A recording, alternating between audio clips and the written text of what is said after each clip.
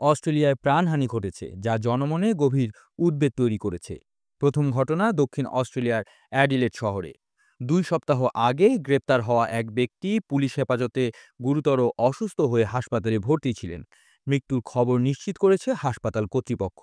এই ঘটনা নিয়ে পুলিশি আচরণ ও হেফাজত ব্যবস্থার স্বচ্ছতা নিয়ে ব্যাপক প্রশ্ন উঠেছে। স্থানীয় মানবাধিকার সংস্থাগুলো নিরপেক্ষ তদন্ত দাবি করেছে।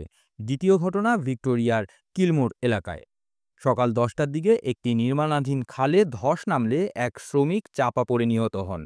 দুর্ঘটনার সময় সেখানে নিরাপত্তা ব্যবস্থার ঘাটতি ছিল কিনা তা খতিয়ে দেখছে স্থানীয় প্রশাসন। এই দুই ঘটনায় অস্ট্রেলিয়ার শ্রমিক নিরাপত্তা এবং পুলিশের হেফাজতের নীতিমালা নিয়ে নতুন করে আলোচনা শুরু হয়েছে। দেশটির প্রধানমন্ত্রী অ্যান্থনি অ্যালবানিজ এই মুহূর্তে কানাডায় জি7 সম্মেলনে থাকলেও তিনি ঘটনার বিষয়ে অবগত রয়েছেন এবং মন্ত্রিসভাকে প্রয়োজনীয় পদক্ষেপের নির্দেশ দিয়েছেন।